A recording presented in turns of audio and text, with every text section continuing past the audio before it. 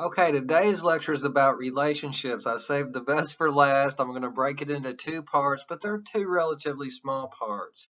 Now, when I talk about relationships, I usually talk about this mirror concept. Everybody wants to be in a relationship, but when your shit gets into a relationship, it's real easy to be spiritual and single. But in a relationship, you start reflecting each other's shit. But that's a good thing too because it becomes a tool. Now, not only shocked T says this, but Simon Peter Fuller says, what angers you in another person is more often than not an unhealed aspect of yourself. That's so Freudian if you've been with me before. It's a projection, basically.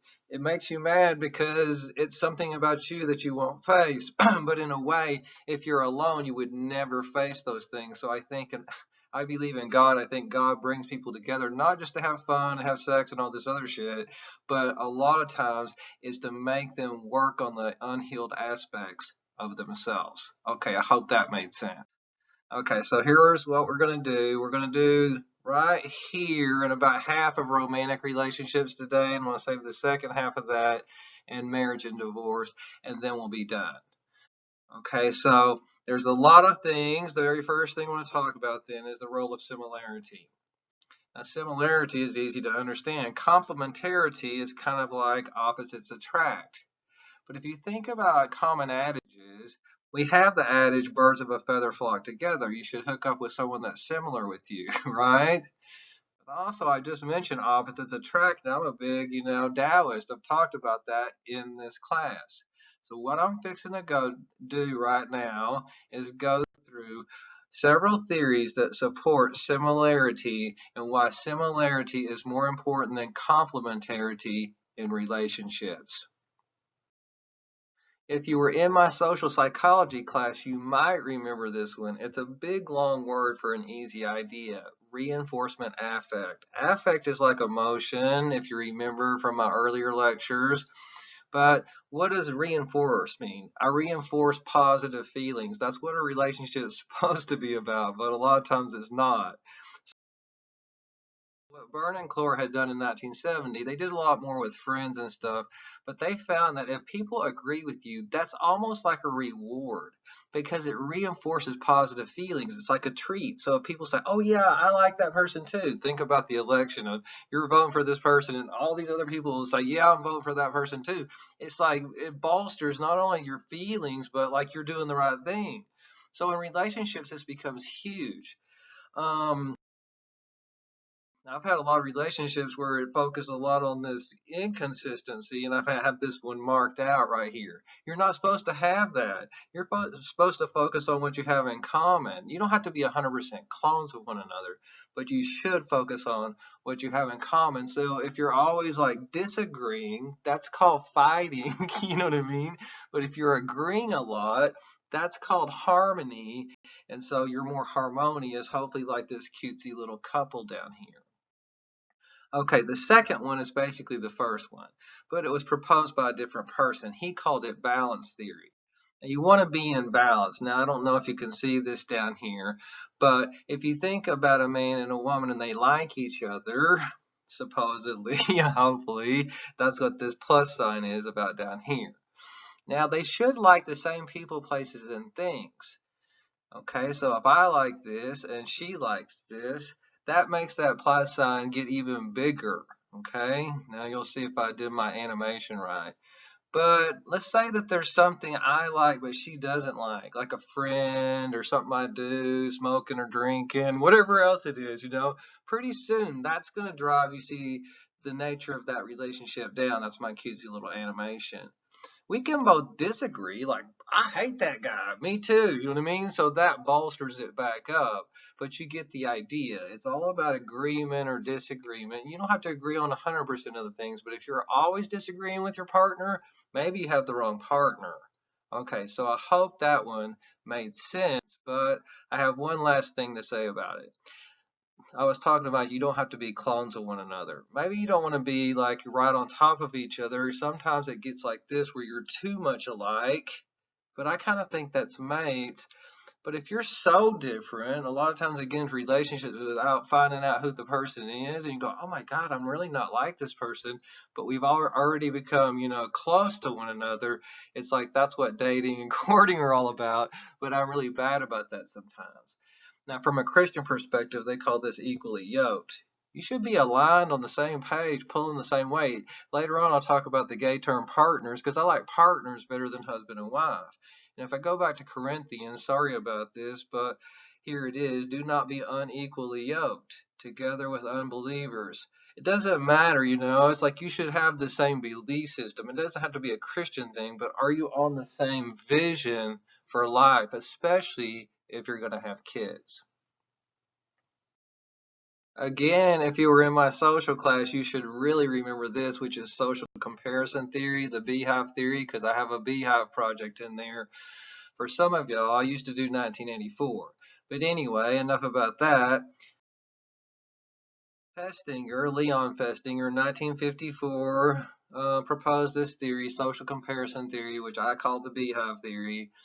Because basically what he says, we have a drive to evaluate our opinions with others. What does that have to do with bees? Well, hives are a place where bees come in and they do these dances. I don't have my dancing bee on here, but they dance, and the dances exchange information with other bees. Well, that's what school is. That's what groups of people are. We're hives. We come together. It's like, hey, who are you going to vote for? What movie did you see? Did you like it? Is that restaurant any good? So we come together to exchange opinions. Now, we exchange most often with similar others. Like, if you like Trump, you're not going to go ask a bunch of Biden people what they think or vice versa, right?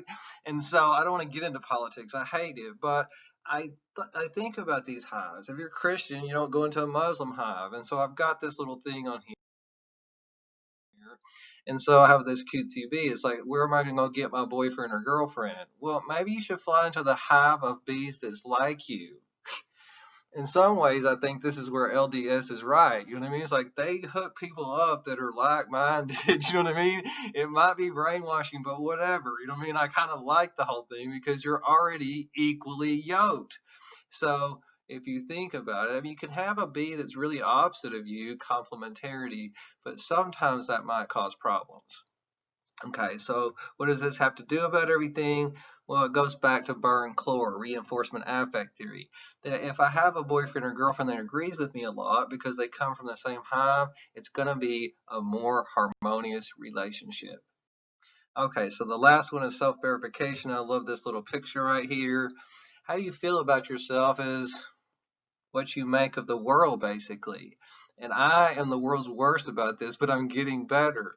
And so with self-verification theory, if you remember this, your beliefs about yourself guide the people you select. I've been talking about this several times throughout the semester.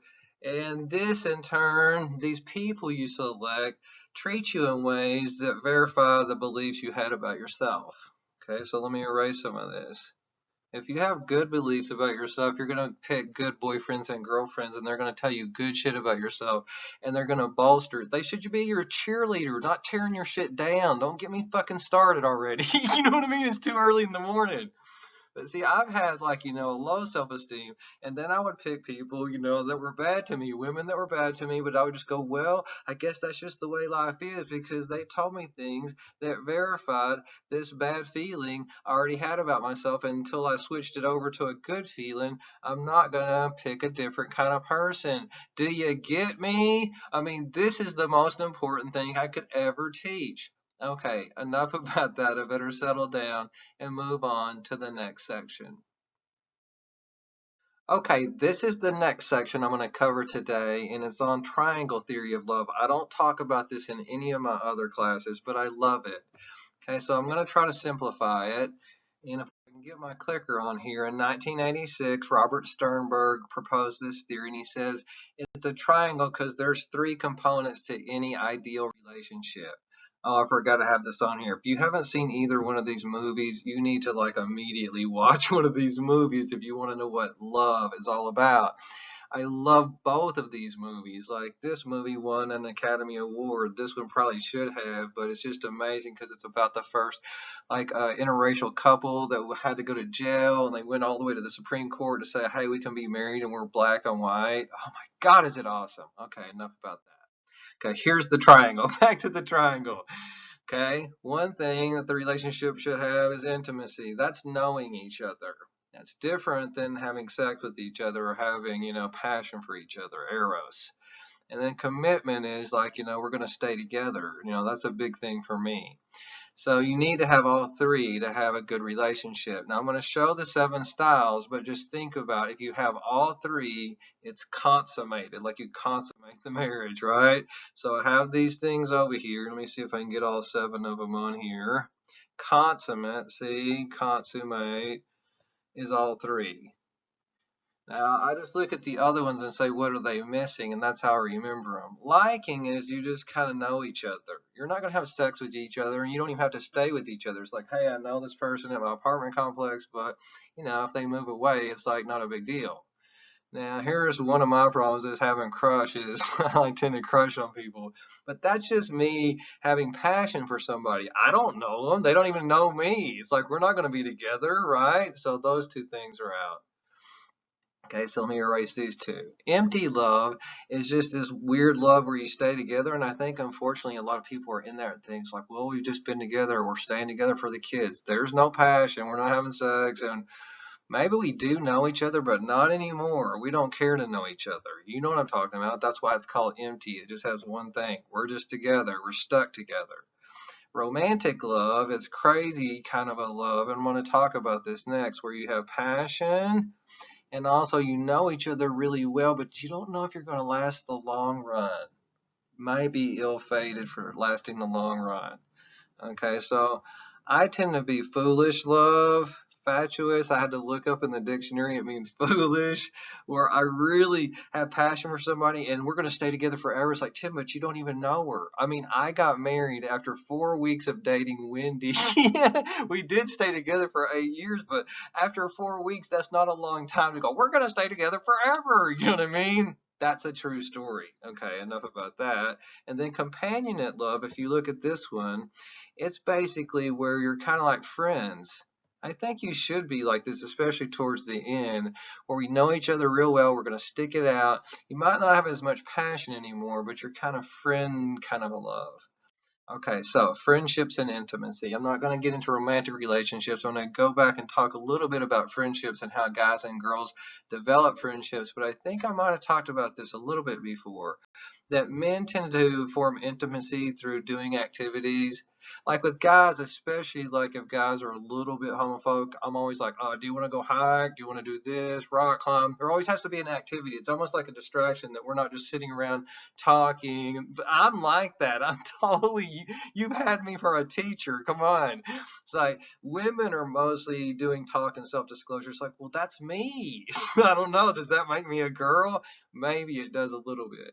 Okay, so that's what I wanted to focus in on because I'm going to segue into romantic relationships here in just a second. Okay, so with men in intimacy as far as friendships, if they have friends who are girls, they may open up. But with other guys, it's just like, I wish I could show some commercials right now because it's like, oh, let's start talking about our feelings. I'm like right there. It's like, okay. It's like, but some guys aren't like that. Usually my guy friends are. Okay, so I hope it made sense on that little part. Oh, I forgot I had this little Marilyn Manson thing. I was becoming the cold, emotionally crippled monster I always wanted to be, and I wasn't so sure I liked it, but it was too late. The metamorphosis was already well underway. Sorry, I'm a big Marilyn Manson fan. Okay, so Majors et al. In 1994 suggested this, that acting kind of cool and standoffish is a part of the male stereotype. And so they called it the cool pose. And it kind of plays into some of the things, especially sturdy oak, right? And a little bit give them hell, but really it's the sturdy oak. And also no sissy stuff. We got to get rid of that one right there. Okay, I hope that little part made sense right there. Oh my God, this is how I know I'm too sweet. I love this picture. Look at those little birds, they're so cute. But anyway, I'm going to segue into romantic relationships right now. I'm just going to talk about a tidbit, and then for the next time, relationships part two, I'll finish everything up. Okay, here we go. Ah, forgot I had this on here. When you're incomplete, Tim, you're always searching for somebody to complete you. When after a few years or months of a relationship, we find that they're still not fixing that thing. Even if you get somebody, then you just like, well, maybe you jump to another person because maybe that person wasn't gonna fix me. I'll get another person, they'll fix me. I mean, you keep jumping and jumping and jumping, but the thing is, nobody else can provide it for you, Tim. Until like you provide it for yourself, you're going to enter into these relationships that are doomed to failure. Can you dig on what I'm saying? This is also a really important thing I need to listen to. Okay, so think about the triangle. Romantic love is kind of missing commitment. It's like a torrid affair, right? It's like, oh my God, we're really got the hots for each other. We know each other, but it's like, are we gonna last? I always think of like, an affair when I think of romantic love, but it doesn't have to be that. Companionate love, it's like we're friends, but it's kind of like a sexless, relationship. Maybe there's a little bit, but not a lot. And then consummate is everything. Everybody wants the whole enchilada, right? And so when I apply this, I think I applied this. I forgot I had this on here. Throughout history, romantic love was seen as dangerous.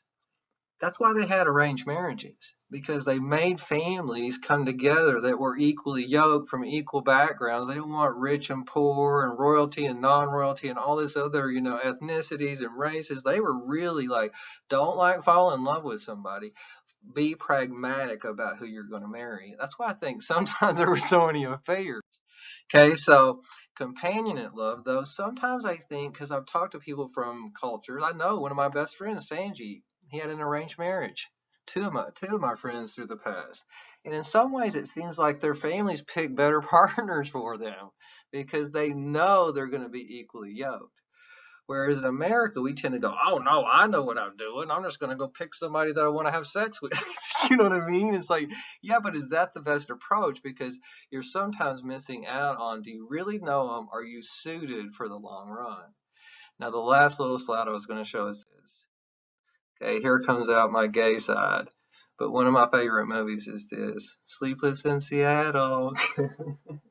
Oh no, I love it. I love girl movies. I shouldn't call them girl movies, but tearjerkers. In a lot of these movies, they're stuck with somebody that's a friend love. At the first of Sleepless in Seattle, she's stuck with him, Bill Pullman. I mean, they're suited for each other. She's already, kind of told the family we're going to get married, this, that, and the other. We match. It's like, yeah, but there's no passion. They're boring, and then something happens, and then it's romantic, like amazing.